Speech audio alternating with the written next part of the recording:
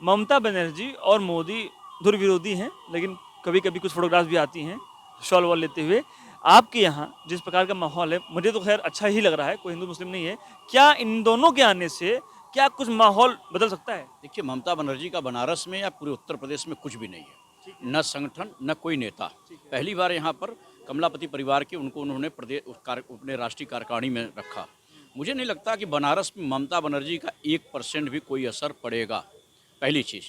दूसरा, अखिलेश यादव के आने के बाद कुछ सीटों पर उनके कार्यकर्ताओं के बीच में हो सकता है, लेकिन सबसे बड़ी चीज़ जो भारतीय जनता पार्टी का जो ट्रम्प कार्ड है वो है गरीबों को राशन कार्ड का राशन जो वितरण कराना।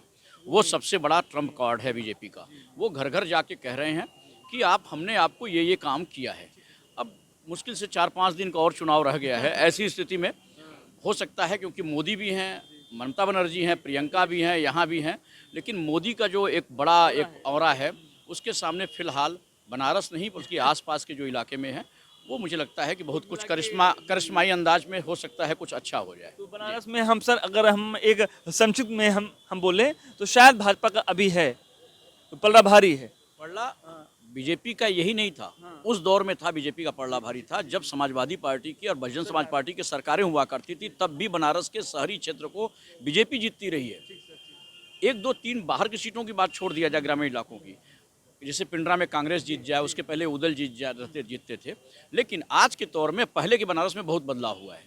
इसलिए बदलाव हुआ है कि लोगों को लग रहा है कि यदि बीजेपी हारती है तो जो डेवलपमेंट के काम है वो सारे के सारे रुक सकते हैं। लिहाजा इन बीजेपी को लाना बहुत जरूरी है, यहाँ की जनता की जो मनोस्थिति है।